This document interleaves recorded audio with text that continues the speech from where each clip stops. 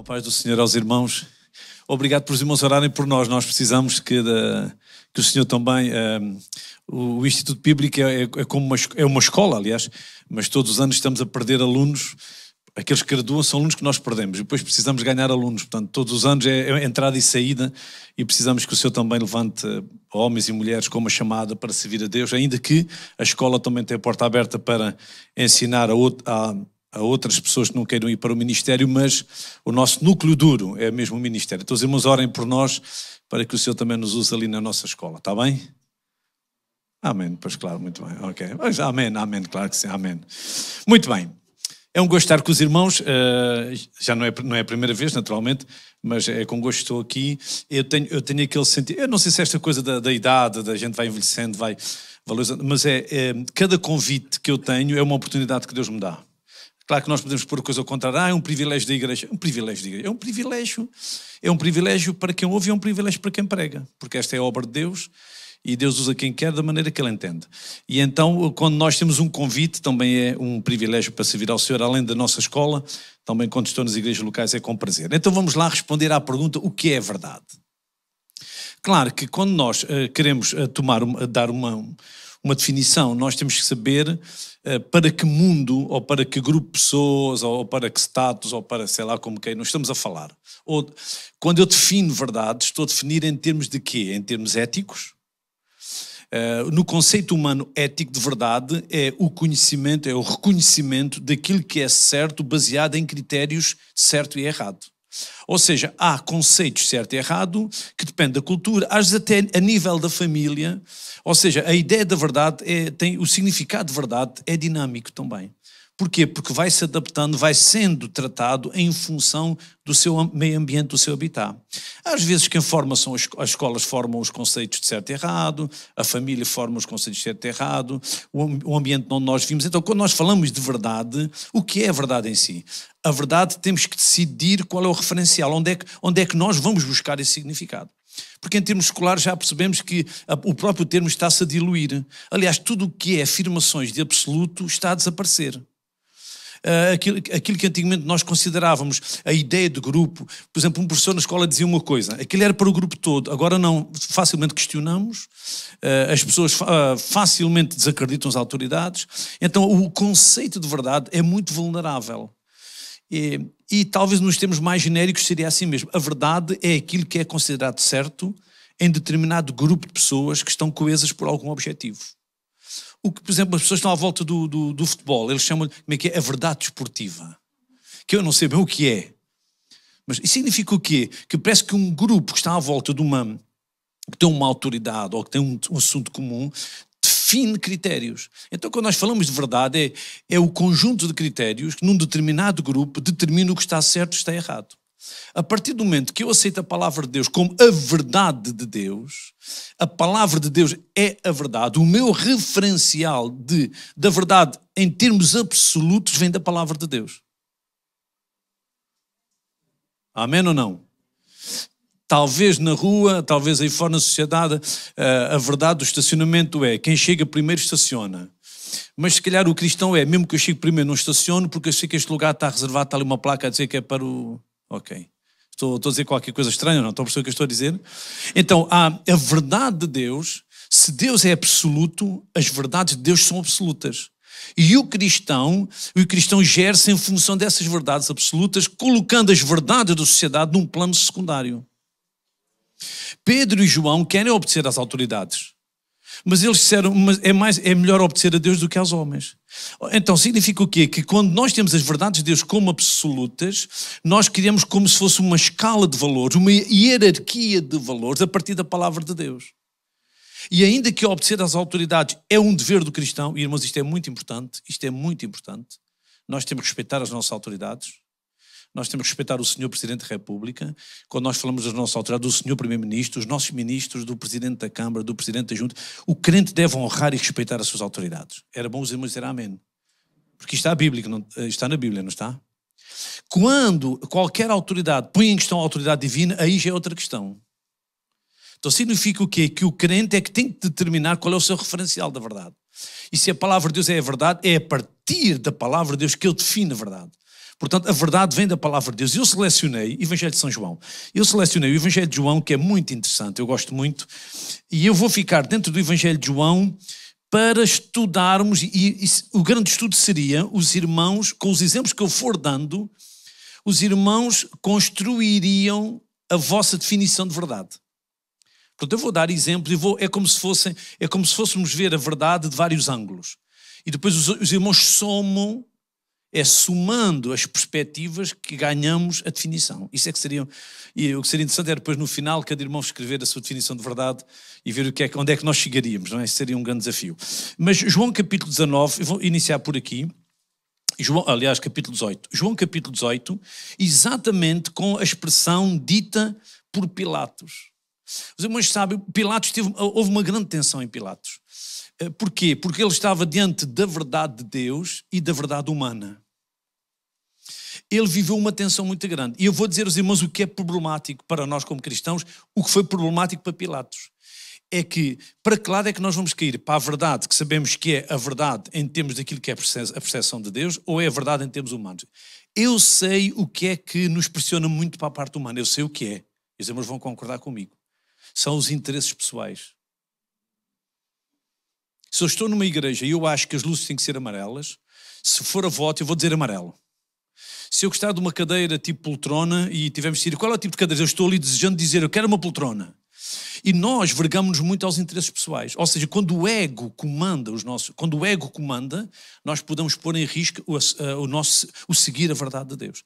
E aqui o Pilatos teve uma grande tensão. Porquê? Porque em termos humanos, ele estava a ver que estava a ser questionado a sua posição, o seu poder.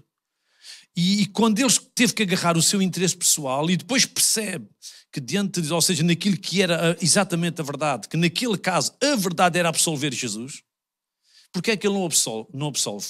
Porque por causa dos seus interesses ele caiu para o lado, ele tentou segurar o poder à força toda. E isto é extremamente perigoso para nós. Quando nós batemos o pé para defender os nossos interesses, corremos o risco de sair da verdade de Deus. Veja aqui comigo capítulo 18, verso 38. Disse-lhe Pilatos ao Senhor Jesus, que é a verdade? Que é a verdade? Estava ali a comentar com o nosso presbítero, com o irmão Orlando. Realmente há um episódio no capítulo 12 em que os gregos querem ver Jesus também. E Jesus não vai ter com eles. Mas depois responde. É como se ele dissesse, se me quiserem ver, o Filho do Homem há de ser levantado. E quando ele for levantado vai atrair todos. Vai atrair os gregos, os portugueses, os americanos, os ingleses, os franceses. Toda a gente vai ser. A cruz é o lugar da grande visão de Deus. É lá que vimos a abnegação de Jesus. É lá que vimos a entrega dele. Mas em boa verdade aqui, Jesus não responde. Isto é muito enigmático. Então o pregador das multidões não responde a uma pessoa quando está em risco a verdade do momento, quando está em risco, inclusive a decisão da morte dele, que é a verdade. E eu estou convencido que Deus não vai dizer qual é a verdade filosófica quando negamos a verdade pragmática. Às vezes queremos só teorias, conversas, significados, mas qual é a verdade na vida do irmão? Ou qual é o seu tipo de vida? A sua vida é compatível com a verdade da palavra? O irmão está a viver de acordo com a vontade de Deus? Eu pergunto, porque é que o irmão quer saber mais se ainda não está a fazer isso? Até que ponto queremos saber coisas do nível 4 quando não queremos obedecer às coisas do nível 1? É por isso que o conhecimento bíblico está muito à volta de uma espiral ascendente em que a obediência vai sempre jogando com o conhecimento. Obediência, conhecimento. Obediência, conhecimento. À medida que o irmão obedece, Deus vai abrindo a sua mente. À medida que Deus abre a sua mente, o irmão deve obedecer, etc. Também pode funcionar ao contrário. Podemos chegar ao ponto de ter o coração de estar na igreja e estar cada vez piores. Ir ouvindo e não obedecer. Depois começamos a ficar bloqueados, chegamos a um ponto já nem discernimos bem o mal, consciência cauterizada. Então o Pilatos, ele estava aqui numa grande tensão. Olhe comigo aqui atrás no verso, aliás, estou no verso 38, melhor assim. E dizendo isso, que é verdade. E dizendo isso, voltou aos judeus e disse-lhes, não acho nele crime algum. Então o Pilatos sabia qual era a verdade. A verdade, e sem contar com a esposa dele, que lhe contou, não te metas nesse caso, pronto, etc. E ele até teve um ato público de lavar as mãos, não foi? Eu lavo as mãos do Pilatos, não é? Por 3 vezes ele disse, não acho nele crime algum. Então ele sabia a verdade. Porque em que situações se pergunta sobre a verdade quando sabemos a verdade? Não será que ainda temos uma pequena resta de esperança de que pode ser que a autoridade da verdade ceda um bocadinho? Pronto, vá. Oh mãe, eu não posso comer doces, só comes doces uma vez por semana, já comeste esta semana. Oh mãe, então mas eu posso comer. E às vezes o miúdo pode pressionar um pouquinho para a mãe dizer, pronto, vá, hoje, pronto, vá, hoje tiraste uma boa nota na escola, come lá o doce. Não acho nele crime algum. Então ele sabia a verdade. Agora ele vivia naquela tensão. E o verso 39, repara agora o 39, são interessante. Vós tendes. O que é que ele faz no 39?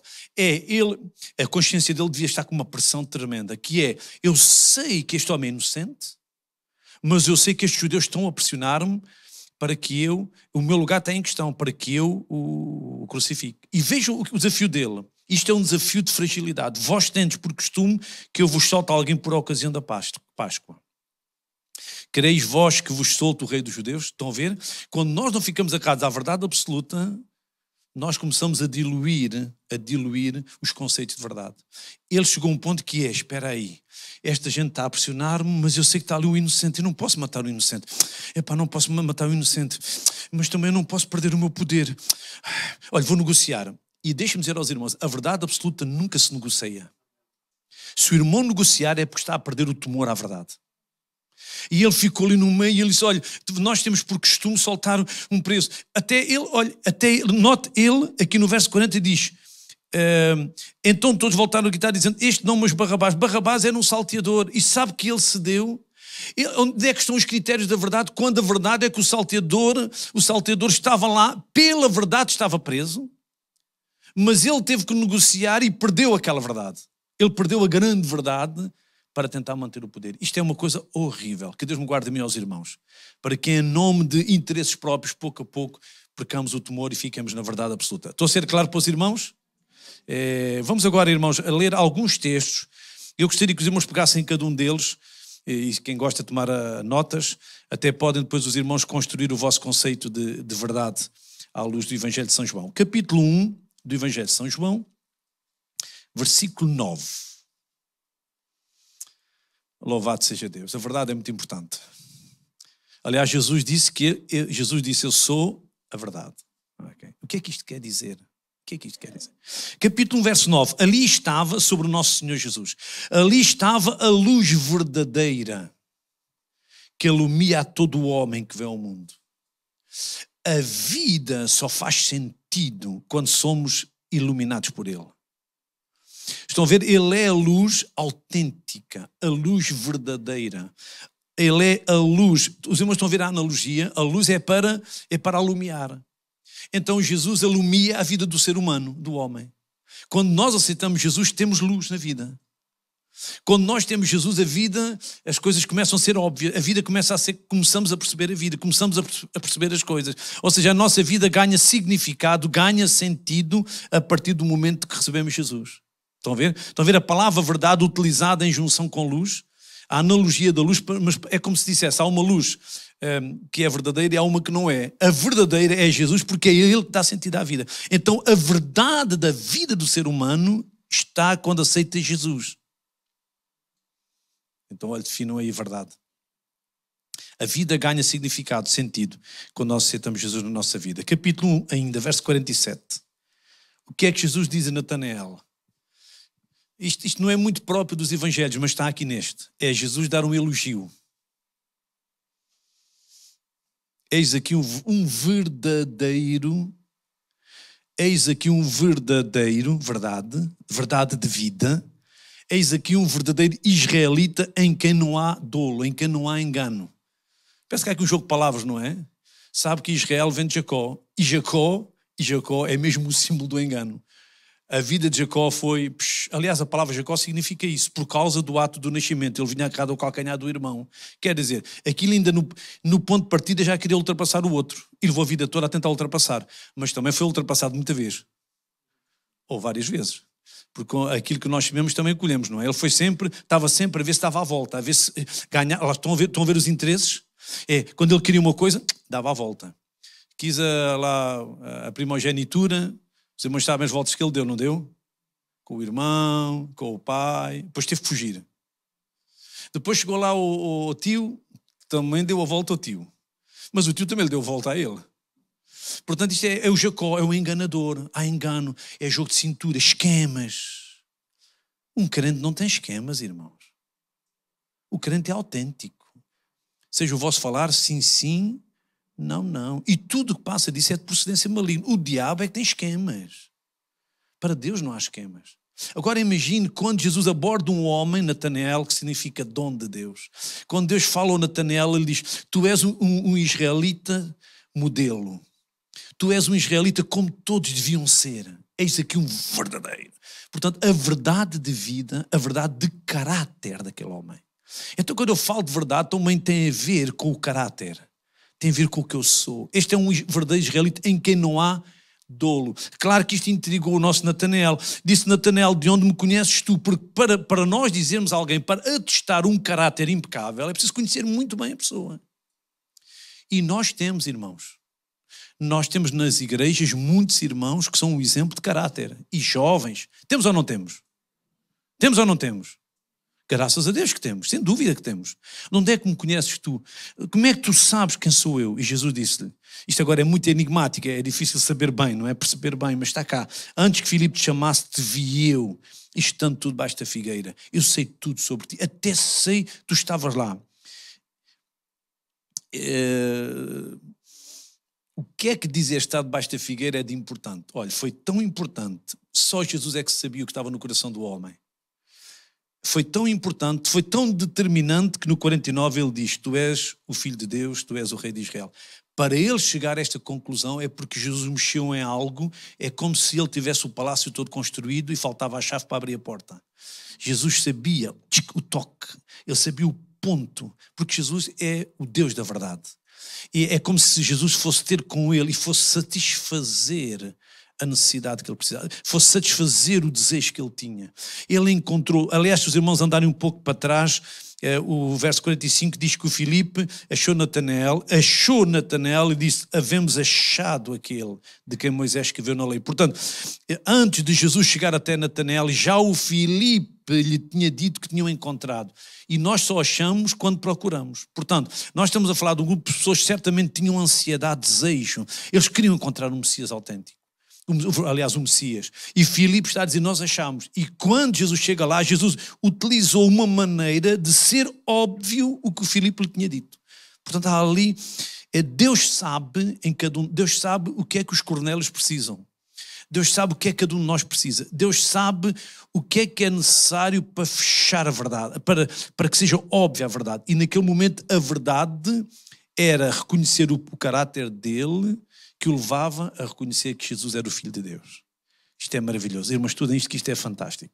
Então temos aqui um bom exemplo da verdade associada à questão do nosso caráter. O Evangelho de São João tem 25 vezes na verdade, na verdade, na verdade, na verdade, na verdade, na verdade. Também é importante lembrar que os escritos originais não têm pontuação, não têm parágrafos, não têm maiúsculos, são caracteres todos seguidos. E é interessante esta forma, porque quando se repete termos, quando se repete, nós hoje temos formas de acentuar as verdades. Podemos, olha, pôr um negrito, podemos pôr a cores, podemos, eu sei lá, tantas formas de destacar, né? Até de colocar as ideias em planos primários, secundários, etc. O que é certo, até os irmãos conseguiram ter uma fotografia, eu não sei onde é que foram descobrir, mas estou aqui um bocado desgargalado, não é? Este botão aqui devia estar apertado, não devia? Mas isso é assim, irmão, quando uma pessoa é bonita, qualquer coisinha dá, não é? E também quando é feio não há volta a dar, também é verdade, não é? Mas os irmãos estão a ver, nós hoje podemos usar a arte, hoje temos as fotos, hoje temos tudo, estão a ver, temos o logotipo, temos aqui o nome Assembleia de Alverca, temos a data, nós podemos trabalhar a informação, não é? Podemos manuseá-la, manipulá-la, no bom sentido, facilmente. Naquele tempo não, era um escrito, já está, tudo seguido. E então o repetir é exatamente para salientar. E o grande estudo, uma das formas de estudar o Evangelho de João é descobrir as 25 vezes como se fossem os alicerces deste edifício. Na verdade, aponta para um princípio da vida cristã. Portanto, isto é uma dica só para os irmãos também, se quiserem estudar. Capítulo 8. Eu estou todo entusiasmado, estou contente. Espero que os irmãos também estejam, não é? Parece mal quando só o pregador é que está. Quando alguém está a vender um produto e é o único que está contente e os clientes não, é suspeito se o produto é bom, não é? Portanto, mas neste caso todos sabemos que o produto é bom, porque é a palavra de Deus, não é? Amém. Pois, convém dizer amém às vezes, a ver se a coisa... Muito bem, é isso, não é, irmãos? Amém. O produto é bom, não é? O produto é bom. Mesmo que o vendedor não tenha assim lá muito jeito, mas nós estamos a falar da palavra de Deus. E a palavra de Deus é a palavra de Deus. É a palavra de Deus. 8:31. Jesus dizia, pois, aos judeus que criam nele. Pronto, criam, já está. Como nós queremos. O crer é um ato que abre a porta a um processo. Isto é muito importante na vida cristã. O capítulo 2 diz que os seus discípulos creram nele, depois dele fazer o milagre, o primeiro milagre, foi a transformação de água em vinho, diz que eles creram. Então, mas se eles eram discípulos, como é que creram? Nós temos que crer para ser discípulo e para nos mantermos discípulos temos que continuar crendo. Porque se deixarmos de crer, deixamos de ser discípulos. Então repara que a abordagem do Senhor. Se vós, disse isto aos que criam nele, se vós permanecerdes. Ou seja, claro que é importante abrir a porta, é importante começar, é importante querer. Aliás, nós já sabemos também, de acordo com João, que é preciso crer que Jesus é o Filho de Deus, com certeza, não é? E a todos quantos o receberam, deu-lhes o direito de serem feitos filhos de Deus. Com certeza, temos que crer, precisamos iniciar este processo, esta caminhada, mas depois, para nos mantermos, temos que permanecer, e agora vejam o que diz, permanecer na minha palavra. Portanto, vocês creram em mim, mas agora vocês devem permanecer na minha palavra. E agora veja, verdadeiramente sereis meus discípulos. A verdade discipular, digamos, ou o discípulo autêntico é o que permanece. Então a verdade aqui fala de permanência na verdade que aceitamos. É o irmão creu, o irmão aceitou a verdade, mas o irmão tem que verdadeiramente se manter nessa verdade. E veja aqui como se fosse um jogo de palavras. Os irmãos fazem aqui a conexão entre 31 e 32. Porque o 32 diz, conhecereis a verdade e a verdade vos libertará. Eu faria assim. Vamos fazer aqui, agora é preciso ter o olho um bocadinho cirúrgico, não é? 31, 32. Vejam aqui os paralelos. Se vós permanecerdes na minha palavra, olha o 32, conhecereis a verdade. Conhece a verdade na palavra. É permanecendo na palavra que nós conhecemos a verdade. O outro paralelo. Sereis meus discípulos. Verdadeiramente sereis meus discípulos. 32. E a verdade vos libertará. E eu estou convencido, estou super convencido que o discipulado é o caminho da liberdade. Porque é a palavra que nos liberta.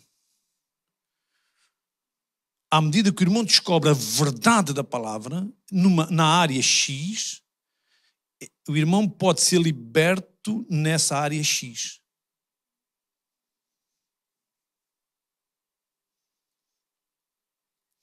É à medida que vamos andando na palavra, à medida que vamos construindo, progredindo no nosso discipulado, ou seja, esse caminhar já é em si o caminho da liberdade.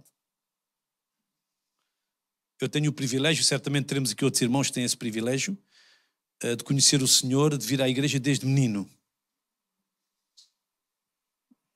Andei com 50, talvez mais de 50 anos. Claro, os irmãos olham para mim, já tem 50 anos já. Eu quero dizer aos irmãos que a vida cristã é fantástica. Se o irmão não conseguiu ainda descobrir a liberdade que há na vida cristã, é porque não entendeu o Evangelho. O Evangelho é libertador. As verdades da palavra de Deus foram dadas para libertar o homem, trazer livramento, trazer paz, trazer descanso. De tal maneira que o pior que pode acontecer é o melhor, que é morrer. Querem mais libertador do que isso? Aquilo que é o pior para o ser humano é o melhor para o cristão. Não há maior verdade na vida. Eu não tenho medo de morrer. Até vou ficar muito melhor do que estou. Ai. É que se o irmão não aceita isto é porque não descobriu essa verdade.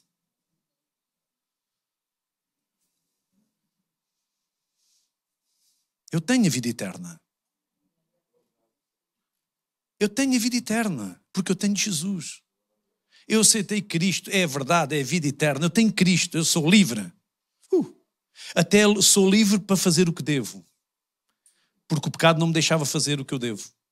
Mas agora sou livre para fazer. Sou livre para agradar a Deus. Amém, irmãos? Eu estou só no Evangelho de João. Meus irmãos, não se importa que eu vá um bocadinho ao livro de Deus. Agora, só uma exceçãozinha. Pode ser, não pode. Pelo menos, olha, eu fico todo contente. Olha, nós não gostamos muito, mas o pregador vai para casa todo feliz, coitadinho, então deixa eu ir. Quando o Senhor dá os 10 mandamentos, irmãos, isto é muito importante. Quando o Senhor dá os 10 mandamentos, Ele não cria 10 regras de austeridade. Ele cria 5 dicas de gratidão. Eu sou o Senhor teu Deus que te tirei do Egito, da casa da servidão. Só não valoriza a obediência que eu nunca percebeu o que é a escravidão em que viveu. Eu era um escravo e o irmão também era. Agora estamos em dívida para com o nosso libertador. E os 10 mandamentos são as dicas. Tens um só Deus, não tens de tentar materializá-lo, quando falares dele falas com respeito, tens que lhe dar um tempo, depois tens que honrar os representantes dele na terra, que foi quem te trouxe cá os pais, depois também ele é que é o Senhor da vida, não tiras a vida a ninguém, tens que respeitar os outros que têm as suas mulheres e maridos, não adulteras, e podíamos continuar por aí, podíamos continuar os 10 mandamentos. Então Deus, quando dá mesmo aquilo que aparece em formato de lei, ainda era para o bem do homem. Imaginem uma sociedade em que todas as pessoas obedecessem aos 10 mandamentos. O mundo era um paraíso. Deus só faz coisas boas. À medida que vamos andando na verdade, vamos alcançando a liberdade. Se vós permaneceres na minha palavra, sereis verdadeiramente, ou sereis meus discípulos verdadeiros, diria assim, verdadeiramente sereis meus discípulos e conhecereis a verdade e a verdade vos libertará. Mas estou a ver como João coloca, eu sou discípulo, eu vou andando na verdade, eu vou alcançando a liberdade. Muitas das nossas dores na vida cristã, muitas das nossas tristezas, é porque nós não conhecemos a verdade. A verdade traz alívio, traz liberdade.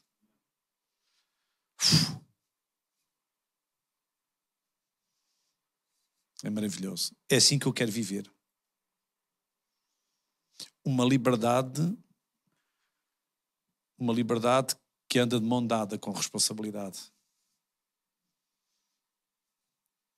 Porque estamos a falar em ser discípulo. E o discípulo é aquele que está atrás do seu Senhor e vai pondo o pé onde o seu Senhor pôs. Ele pôs ali, eu vou pôr também. Ele pôs ali, eu vou pôr também. Se alguém quer vir após mim, negue-se a si mesmo, tome cada dia a sua cruz e siga-me. Amanhã de manhã, quando o irmão acordar, olhe para a sua mesa cabeceira, vai lá estar a cruz. E na terça-feira, também vai estar. Até na quarta, também. Até ao domingo, quando vem o culto, também está lá a cruz. Porque a cruz, a negação voluntária, é a única forma de liberdade que temos. Não peçam para explicar porque eu não entendo. Eu não sei o que é, eu não consigo explicar em termos humanos o que é que levar um jugo traz de liberdade. O meu jugo é suave. Eu não sei explicar isto. Eu não sei, e isto é um mistério, mas Deus fala. À medida que eu obedeço, isto traz-me bem-estar, traz-me liberdade. Mas em termos humanos, não. Quando somos obrigados a fazer algo, isto traz tristeza, vontade de não cumprir, mas com Cristo não. É quando Deus nos manda fazer e nós correspondemos, isto traz liberdade à nossa vida. O jugo dele é suave. O fardo dele é leve. Já estou a sair de João, não devia de sair, olha, os irmãos têm paciência. É a palavra de Deus. 33. Responderam-lhe: somos descendência de Abraão e nunca servimos a ninguém. Estão a ver? Eles perceberam a ideia, liberdade de servir. Não, liberdade de servir. Não, bem, nós nunca servimos. Olha, por já isto não é verdade. Eles, naquele momento estavam debaixo do Império Romano. Mas pronto, ok. Nunca servimos a ninguém. como dizes tu, sereis livre. E agora Jesus, Jesus é Jesus, é fantástico. Respondeu-lhe Jesus, em verdade, estão a ver aqui? Um dos em verdades. Portanto, os irmãos, preparem-se, quando é em verdade, é mesmo para destacar. Já agora, a palavra no grego é amém, que é a nossa palavra, nós dizemos amém. Na verdade é amém. Que normalmente nós dizemos só no final, da oração, em sinal de concordância, é amém. Eu concordo. Mas quando era dito, era exatamente para puxar, é para destacar, preparem-se para o que vem aí, para a verdade que vem a seguir. Vos digo que todo aquele que comete pecado é servo do pecado. Então eles eram escravos, eram servos. Porque se estavam a praticar o pecado é porque eram servos do pecado. Estavam debaixo do domínio do pecado. Ora, 35... O servo não fica para sempre em casa. Os irmãos lembram-se da cultura judaica, que o povo eram libertos, os escravos saíam, davam-se alforria. E esta imagem está lá. O escravo não estava sempre, era liberto. E João usa esta imagem. O servo não fica para sempre em casa, o filho fica para sempre. Claro que o filho fica, ele é o dono da casa, ele é o futuro herdeiro, mas o escravo seria solto. E Jesus usa esta analogia para dizer que podemos ser escravos do pecado, mas há hipótese do filho nos mandar embora, nos libertar. Se, pois, o Filho vos libertar verdadeiramente, verso 36, lá está, verdadeiramente sereis livres. E até aqui ainda não falámos de Jesus como Filho, ainda não, é só o Filho, a casa, a questão cultural. Mas veja agora o 37. Bem seis que sois descendência de Abraão, contudo procurais matar-me, porque a minha palavra não entra em vós. Eu falo do que vi junto de meu Pai. Então Jesus entra aqui como o Filho que pode libertá-los da escravidão do pecado. E o discipulado é o caminho de fuga ao pecado. Os irmãos sabem, nós não temos espaço cinzento. Ou obedecemos ao pecado ou obedecemos a Deus. Aqui não há eu vivo por minha conta própria, não faço uma coisa nem outra. Não, nós vamos ir para um dos dois lados. Nós precisamos da ajuda dele. E discipulado é ir atrás dele, receber a ajuda dele para permanecermos livres. Eu vou entrar aqui, temos que entrar aqui na nossa parte mais final, capítulo 10. Louvado seja Deus. Amém. Os irmãos estão livres? É uma pergunta. Mais ou menos. Mais ou menos livres. Então o que é a liberdade à luz da Bíblia? Neste caso, Evangelho de João. O que é a liberdade? Estão a ver? Eu estou a apresentar vários aspectos, como se estivéssemos a montar o conceito, não é? Vários aspectos da verdade. Veja agora capítulo 10, 27. As minhas ovelhas... Eu diria assim, eu vou falar, vamos definir os verdadeiros crentes. Vamos lá. Claro que Jesus usou aqui uma comparação, fez uma analogia com as ovelhas. As minhas ovelhas, eu vou aqui agora, pouco a pouco, os irmãos vão lendo comigo e vamos definindo o que é um verdadeiro crente. Claro, em termos desta linguagem de ovelha. Primeira coisa, as minhas ovelhas ouvem a minha voz. O que é que define um verdadeiro crente? É sensibilidade para ouvir Deus. Ouvem a minha voz. As ovelhas, nós podemos gritar, dizermos o que quisermos, elas não vão seguir-nos, elas estão habituadas ao pastor. E quando o pastor fala, elas seguem. Então as minhas ovelhas ouvem a minha voz e eu conheço-as. Este é o papel de Deus, digamos, do Senhor. Segundo aspecto sobre nós. E elas me seguem. Obediência. O verdadeiro crente é sensível, aprende a ouvir a voz de Deus e obedece à voz de Deus. É extremamente perigoso conhecer sem obedecer. É extremamente perigoso. Muito possivelmente, para dizer as coisas, digo muito possivelmente, há muitas pessoas que não querem ler a Bíblia para não se sentirem responsáveis. Mas não dá para escapar.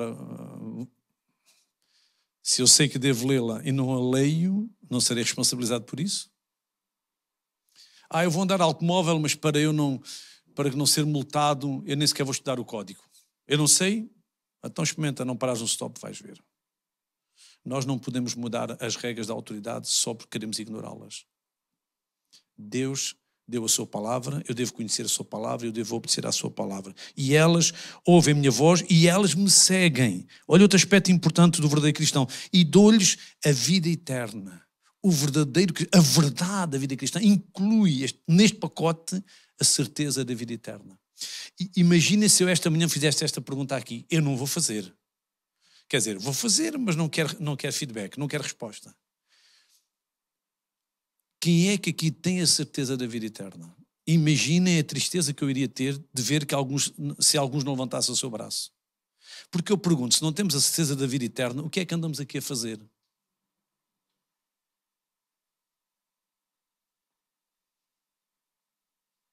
Quem tem o filho tem a vida. Isto não é tipo, eu tenho o filho, não tenho a vida. Isso não existe. Isto é o pacote. Ou tens ou não tens. Isso tens tudo. Tens tudo. Parece um algarvio marafado, não é? Tens tudo. Quem tem Cristo tem a vida eterna. Ponto final. Estas coisas vos escrevi para que saibais que tendes a vida eterna. Eu tenho a vida eterna. E quando João está já no final do livro, no penúltimo capítulo 20, ele, falando sobre os milagres, ele diz, estes foram escritos para que creiais que Jesus é o Cristo, o Filho de Deus, e para que crendo tenhais vida em seu nome. Nós temos vida. Isto é maravilhoso, não é? As ovelhas seguem-no e dou-lhes a vida eterna. As ovelhas têm a vida eterna. Os crentes autênticos, os verdadeiros crentes têm a verdadeira vida. Porque a vida eterna, pronto, João utiliza aqui dois conceitos muito interessantes, que é a vida eterna no sentido da qualidade da vida, mas também usa uma expressão que tem a ver com a vida temporal, ou seja, qualidade e temporalidade. Mas realmente muitas vezes a palavra zoe, que é a vida eterna, é qualidade de vida. Eu aceito Deus, aceito a qualidade de vida que Ele tem para mim. Eu fui feito participante da natureza divina. Eu recebo essa vida em mim. É uma maravilha. Isto é uma maravilha. Eu tenho a vida eterna. Olhem lá para mim, não é fantástico ter a vida eterna? Oh, irmão, teu irmão nunca fez uma operação? Já fiz. Foi aonde? Foi que o joelho. Foi. Mas quando eu for glorificado, não há dores de joelho, não há. Irmão, bicos de papagaio, nem de papagaio, nem de periquito. Não vai haver colesterol. Deliciem-se nisto. Irmãos, nós estamos a caminhar para o bem bom. Eu digo, quer dizer isto com temor. Estamos a caminhar para o melhor, para o bom. A tua irmã no céu não precisa de óculos, não. A tua irmã não tem que levar insulina todos os dias, não. Oh, irmão, estou a ficar mais velhote, então faça as contas. Olha, no meu caso, eu tenho 57 anos. O máximo que eu vou viver, é mais 50 ou 60. Podem rir à vontade. Podem rir à vontade. Irmãos, eu já fiz mais metade do percurso e estou todo contente. Eu estou todo contente. Porque cada vez estou a ver a meta mais próxima. Dou-lhes a vida eterna. O irmão tem a vida eterna. Então o que é a verdade? A verdade é ter. Olha, deixa passar a redundância. A verdade é ter a verdade da vida eterna. E dou-lhes a vida eterna. Eu tenho a vida eterna. E nunca hão de perecer certeza, segurança. Nunca, e ninguém as arrebatará das minhas mãos. Não há maneira de tirar as ovelhas da mão do pastor, a não ser que a ovelha queira ir dar uma volta. Mas agora ir lá alguém tirá-lo, não tem hipótese. Se o irmão está nas mãos dele, ninguém consegue tirá-lo de lá. Isto é segurança. Irmãos, nós não andamos aqui a brincar às igrejas, tipo mais ou menos. Ou é ou não é. E é. Não é já. É. Eu sou uma ovelha que tenho segurança, sou sensível à sua voz, sou obediente, tenho certezas, tenho segurança. E eu termino com o nosso capítulo 14, com um texto muito conhecido. Este é muito conhecido, eu creio mesmo dos mais conhecidos, obviamente. João 14, 6. Os irmãos estão a ver como é que eu estou a tentar a minha abordagem à verdade, em termos do Evangelho de João, seguindo como João tratou o tema, como João falou do tema.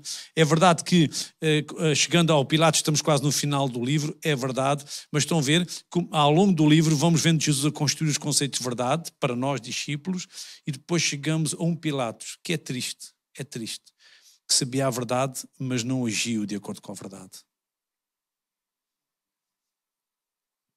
Então a verdade tem que ser muito mais do que o conhecimento intelectual.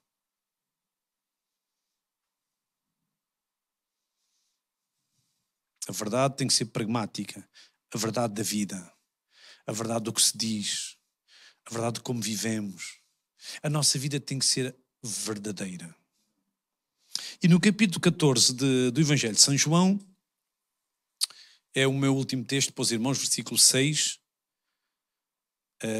Claro que nós estamos aqui num alinhamento, os irmãos, pronto, com muita paciência, se quiser até folhear só para nos situarmos melhor. Aqui no capítulo 13, o Senhor Jesus lava os pés aos discípulos. Depois, no verso 30, Judas sai. E então em João 13:31, inicia-se um discurso de preparação para a partida de Jesus. Portanto, aqui em 13:31, Jesus abre o seu coração, digamos assim, de forma muito aberta, muito óbvia, porque está prestes a ser preso, era preciso, Jesus estava a tentar naquele último tempo prepará-los. Depois vai sendo interrompido com perguntas. Claro, eu não sei se os irmãos querem sugerir quem fez a primeira pergunta, mas o verso 36 foi Pedro. Pedro estava sempre à frente, É por isso que tinha mais acidentes, se calhar. Ia sempre à frente. Verso 36, a pergunta de Pedro. Mas vamos para a pergunta de Tomé no verso 5. 14:5. Disse-lhe Tomé. A pergunta dele é lógica. O que não era lógico é ainda não conhecerem a resposta. Eles já deveriam saber a resposta para aquela pergunta. Mas a pergunta em si, a construção é lógica. Disse Tomé, Senhor, nós não sabemos para onde vais e como podemos saber o caminho. Foi isso que nós vimos aqui esta manhã. Se não se sabe onde é que está o prémio, não é? Ou se não tivermos as diretrizes para chegar lá, não se vai encontrar o prémio. Os irmãos até haviam de vir debaixo das cadeiras. Quem sabe se o irmão Rui Mineiro, na sua generosidade, mas ok. Era um bom exercício colocar as nossas faturas debaixo das cadeiras todas para os irmãos irem pagar, mas isto depois já não quero.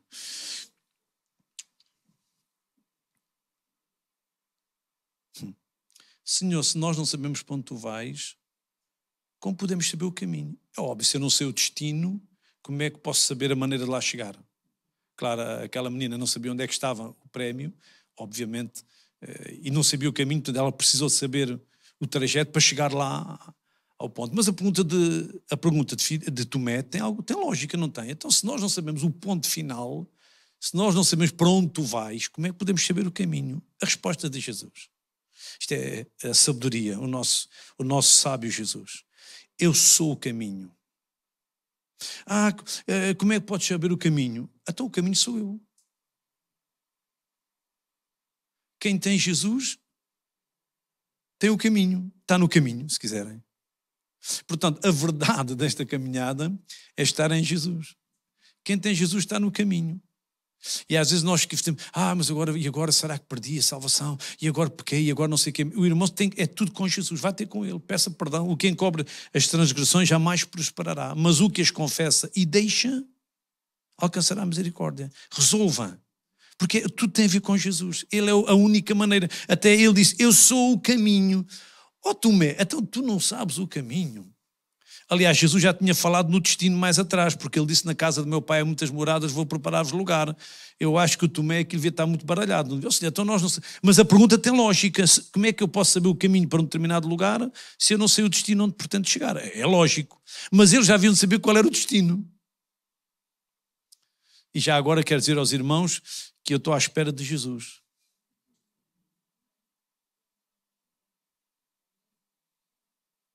Virei outra vez. E quando ele vier, eu vou com ele. E vou todo contente. Irmão, aproveita. Ontem falámos em Eclesiastes 7:14. Aproveita ao máximo o que esta vida tem de bom. Esta vida tem coisas fantásticas. Mas nem tudo é bom. Ou há fases da vida em que tudo flui, é bom, fácil. Outras vezes um bocadinho mais complicado, a tristeza pode durar uma noite, mas a alegria vem pela manhã, depois aquilo dá a volta outra vez. E andamos sempre às voltas. Mas um dia deste ele virá. E quando ele vier, acabou-se esse rodopio, não é? Vamos estar com ele na casa do Pai. E o Tomé, Senhor, como é que podemos saber o caminho? E Jesus disse, eu sou o caminho, eu sou a maneira, eu sou o guia, não é? Eu sou a maneira de chegares àquele destino. Eu sou o caminho para chegares lá. Mas veja também, porque a resposta de Jesus supostamente seria só sobre o caminho. Porque como podemos saber o caminho? E Jesus diria, eu sou o caminho, está resolvido. Mas não, Jesus faz uma construção. Ele diz, eu sou o caminho. Portanto, não é só, eu sou a maneira de lá chegar. Ele fala, e isto é muito joanino, é muito João, eu sou a verdade. Ou seja, Jesus é a maneira, quando os irmãos leem de que o Espírito Santo vem para convencer o mundo, no capítulo 16, mais à frente, diz que ele convencerá o mundo do pecado, da justiça e do juízo. E diz, isto é 16:9, do pecado, convencerá do pecado, porque não creem em mim. Do pecado, porque não creem em mim. Então, não crer em Jesus é o pecado. Claro que o Espírito Santo convence dos pecados, mas é como se fosse o pecado, não sei se é dizer pecado capital, mas é o grande pecado de onde vêm os outros. Porque quando nós queremos em Cristo, nós queremos agradar a Cristo.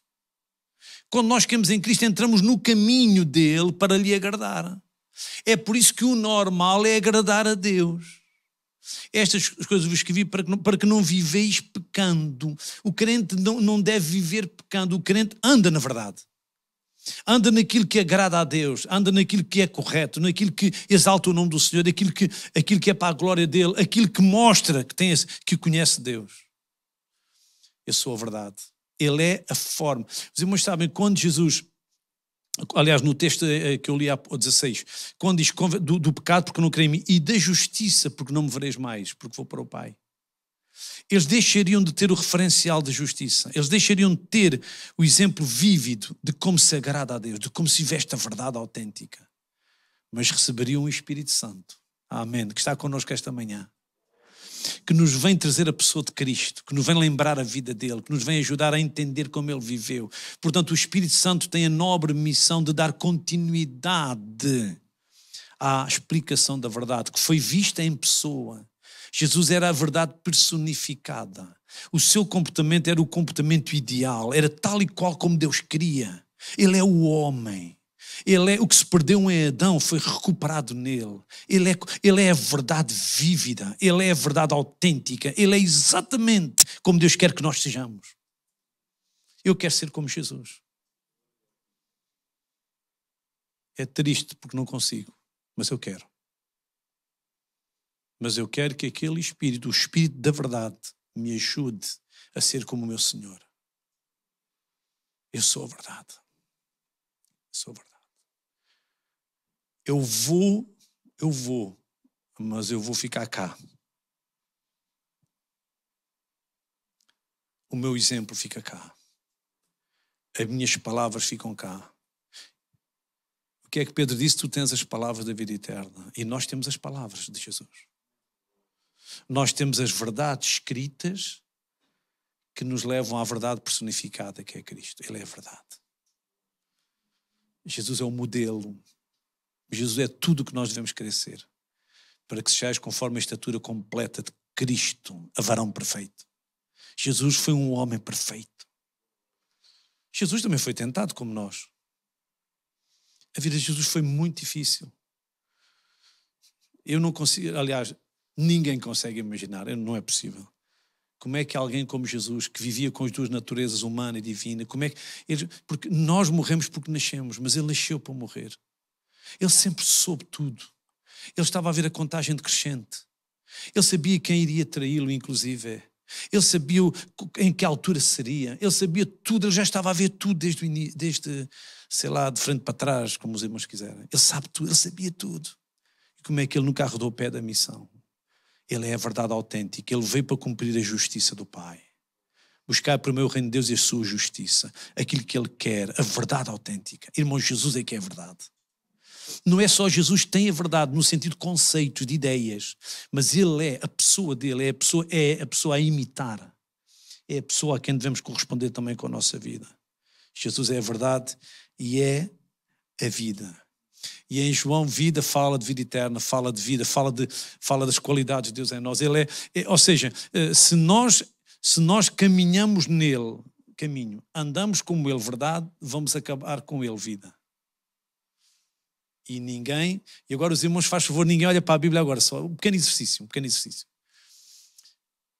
Ninguém, conseguem dizer o resto do versículo? Ninguém.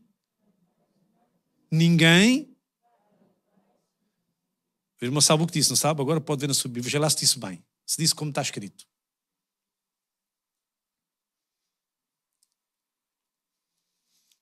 Foi assim que o irmão disse? O irmão disse bem, não disse? Disse bem. Disse bem ou não? Disse bem ou não? Ninguém vem ou vai? Ai. Vem ou vai? Ok. Ninguém. Porque ele iria para o Pai, mas ele estava no Pai.